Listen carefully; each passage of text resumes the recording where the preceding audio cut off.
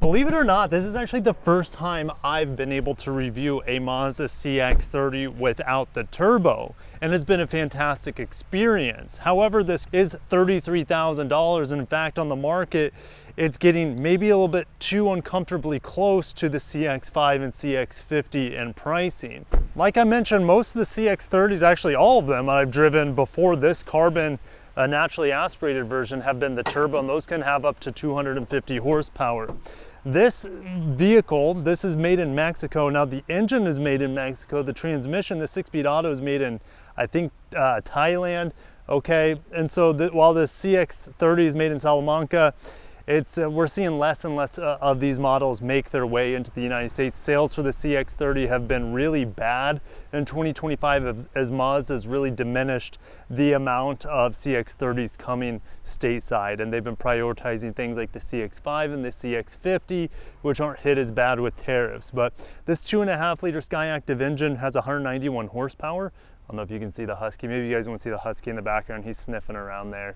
All right, and so this is the entry-level powertrain. The turbo can have up to 250 horsepower if you put premium fuel in it, and over 300 pound-feet of torque. This has 886 pound-feet of torque, and all-wheel drive standard. Fuel economy, I'm seeing 29 miles per gallon. I bet you could get about mid-30s if you're driving it on the highway. All right, so I feel like it's competitive fuel economy, maybe a little bit lower than many of its rivals. However, it doesn't have a CVT like a lot of its rivals, and it doesn't have an underpowered engine. Most of its competitors have 150 to 170 horsepower in its base engine. This has 191 horsepower. It's definitely the best performing in its class. So let's go ahead and close the hood. And it has a blacked out front bezel here. Looks pretty good, but you see at the bottom, even though we have fog lights there at the bottom, matte black plastic covers the entire bottom of the vehicle. We do have 18-inch gloss black wheels here with black center caps, look quite nice. Blacked out roof rails, blacked out rear spoiler. Darkened badges here with the Skyactiv-G badge over here. The all-wheel drive and the CX-30 badges are blacked out. We got a dark chrome Mazda logo too. The rear exhaust here looks quite nice. The dual tip, for example. I mean, it's a cool looking SUV. I just wish we had more paint matched at the bottom. Okay, I can figure this out. There we go. Let's go and lift this up. You know, this looks a lot like the Mazda 3's back end, especially the Mazda 3 hatchback. We have a spare tire back here, quite fantastic. All right, and we have a 60/40 folding rear end.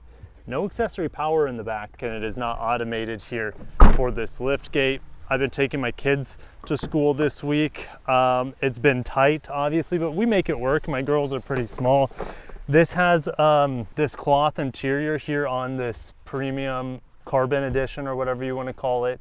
The seats are like leather mixed with this cloth, which I think is amazing. Of course, we have it on the front seats too. Hard touch here on the door, soft touch armrest. Mazda has like the softest armrest in the world. We actually have vents back here. Some of the competition doesn't offer vents. We also have cup holders, but no USBs back here, which is kind of a miss. And look at this big drivetrain hump back here too, which is going to soak up what little space you have. Little door sill CX-30 right there, and let's go ahead and get in the front seat and go for a drive. Let's fire on the old CX-30 here.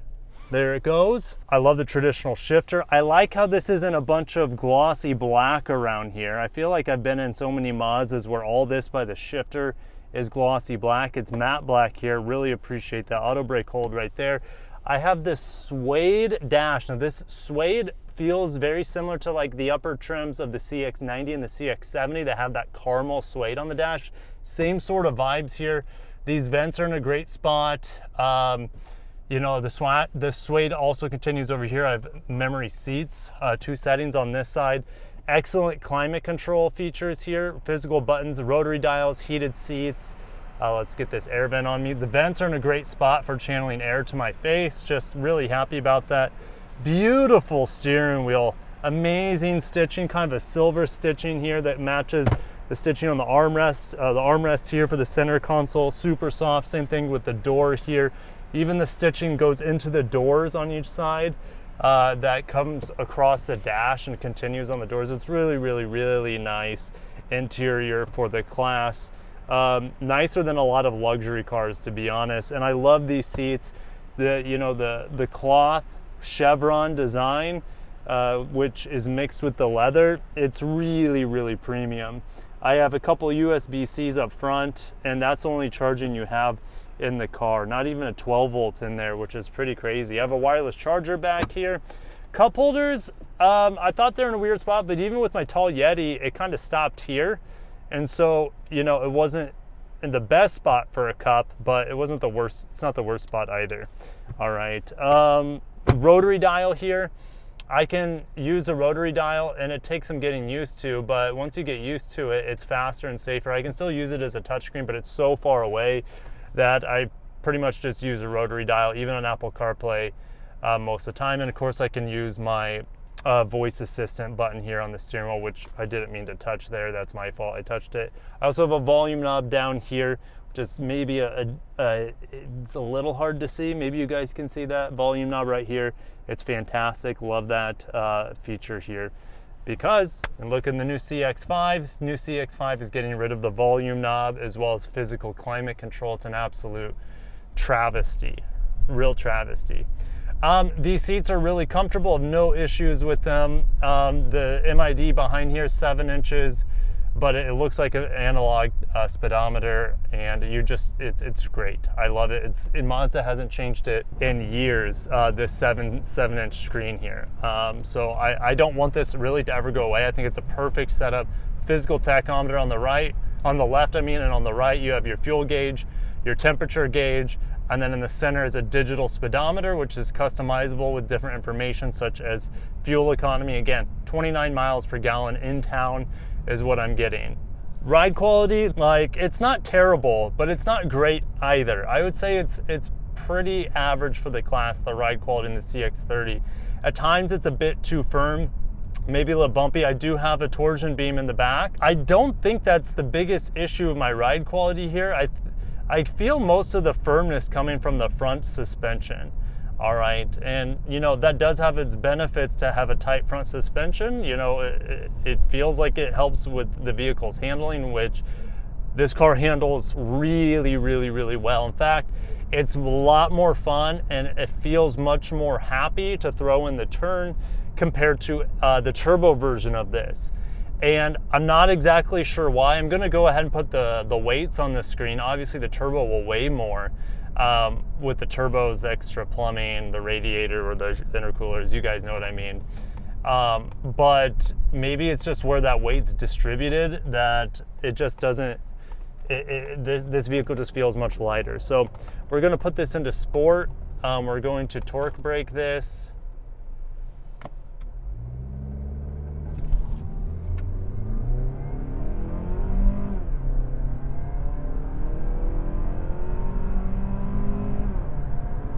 There's 60, 8.5. Actually, that was my guess in my head. 8.5 seconds, 0 to 60. You know, 191 horsepower or so. That's fine. It's not so much the 0 to 60 that is important here. It is how it accelerates. All right. It only has 6 gears to pick from. So if I put my foot like halfway down, downshifts and goes. There's no waiting. There's no like gear hunting, waiting for the right gear. Even in normal mode, I don't drive it in sport mode hardly ever, but even in normal mode, half press, grab and go. All right, the responsiveness is great. Off the line sometimes it's a little, I don't know, it's not as strong and holding its gears as I would like it to be. It can feel a little bit confusing. Not as droney as a CVT, but it's just not as satisfying at times from a stop. But once you're up to speed, really satisfactory. And it is quiet. Like, this is definitely one of the quieter cars in the class. I don't have acoustic glass. The road noise is very minimal. I can hear the cars go by, but it's not intrusive. And the engine, as long as it's not being pushed, it's very, very quiet too. So yeah, 0 to 60, 8.5 seconds. That's much faster than something like a Corolla Cross, non-hybrid. By the way, the hybrid's faster.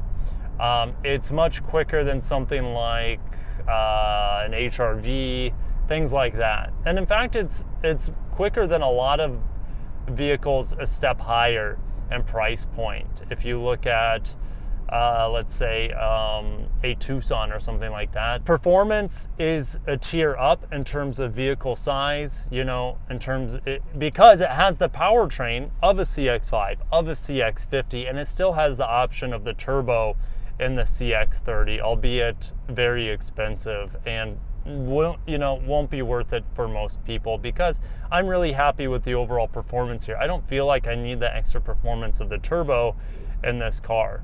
All right, I'm satisfied with the naturally aspirated version, and like I said, it handles a lot better. Okay, seemingly. Again, maybe a lot of that's subjective.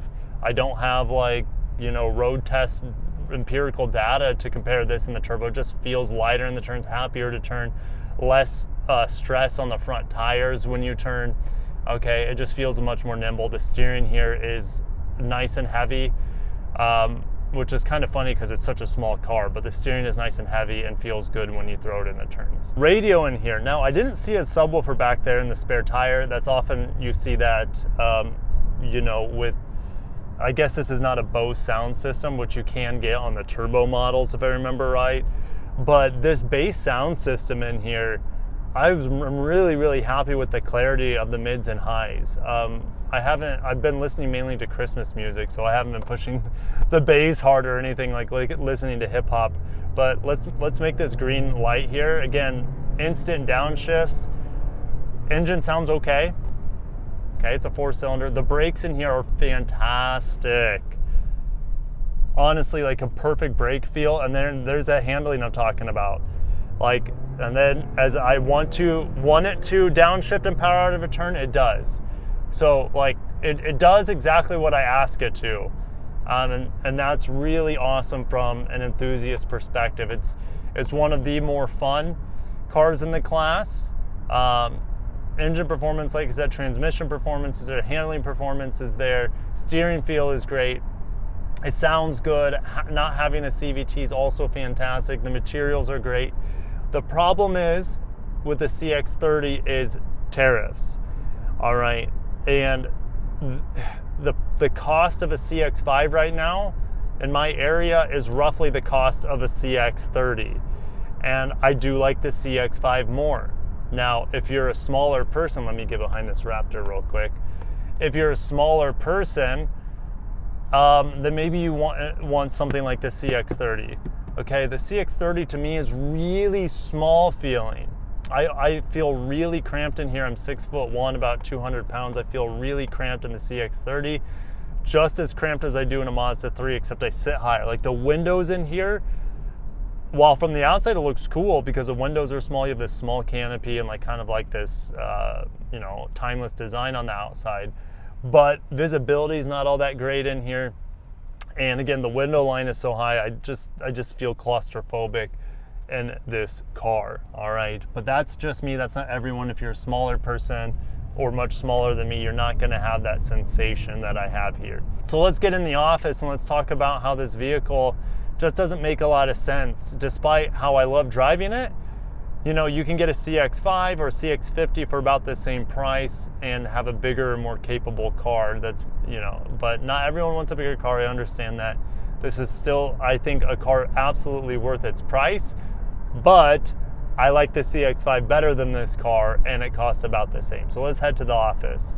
It's time to look at deals for the CX-30. The lowest prices here are about $25K, $6,000 off of MSRP. When we look at these prices, 25, 26K, look at what the going rate of entry-level CX-5s are. And the CX-5 is a much better car, better visibility, better practicality. It's easier to put people in this thing, more headroom, more cargo room. And it's the exact same powertrain. You're not missing out on a still really excellent driving experience here.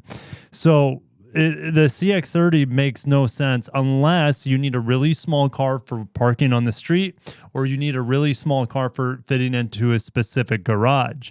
All right, I'm curious how much longer a CX-30 is compared to a CX-50. Let's see here. It's quite a bit different. If you look at a CX-5, we're looking at 184 inches to the CX-30's 173 inches. So depending on garage, that's the only reason you'd pick a CX-30 over a CX-5, and the prices are about the same. Now, the Mazda 3 I enjoy more than the CX-30. However, the braking feels typically better on the CX-30 for some reason. It's hit or miss on a Mazda 3 for me. I'm not sure why. But you could also spend a little bit more and get a CX-50 hybrid if you wanted to in the low 30s, 31,000, about $5,000 discount I'm seeing in my area. Let's look at a CX-50 here. Guys, I'd much rather have a CX-50 or a CX-5 for roughly the same price, if not a little bit more money, than the CX-30. They're just much better vehicles overall, and they look better too. All right, the CX-50 is more of kind of like a wagon, and the CX-5 is more of a true SUV and doesn't have nearly as much black plastic cladding as the CX-30. So let's head to the spreadsheet. You know, it's a really good car, but the problem is it's just, even at $25K in today's market, while that's a good price, you can get bigger, better, more capable cars, more accommodating cars for slightly more money. All right, within Mazda's own lineup. So you're still getting that Mazda, still fun to drive demeanor. All right, so it's A category. It's just unfortunate that it's too close in price to the CX-5, and it just doesn't make a whole lot of sense anymore. Do I prefer driving a Mazda 3 Turbo Hatch? Yeah, but those things cost almost $40,000. No hybrid here doesn't help it. I know 25, 29 overall is what I'm seeing, but it would have been great to have at least a hybrid option here, but you can get that in the CX-50 if you want a hybrid within the Mazda lineup. So all ended there. I still can't believe how good of a car it is, despite it being really long in the tooth. Mazda is planning a new CX-30 or CX-3 redesign, but that's supposed to be built in Thailand, and I don't know if that's going to be the same car that will replace what we have as a CX-30 stateside. Time will tell. We should have more information on this new CX-3 in the coming year or so, and hopefully we get it stateside as well. Thank you guys for watching. Stay tuned for more, and let me know which Mazda are you picking for around $30,000. CX-5, CX-50, CX-50 hybrid, CX-30, etc. All right, thank you guys. Have a great day, and peace.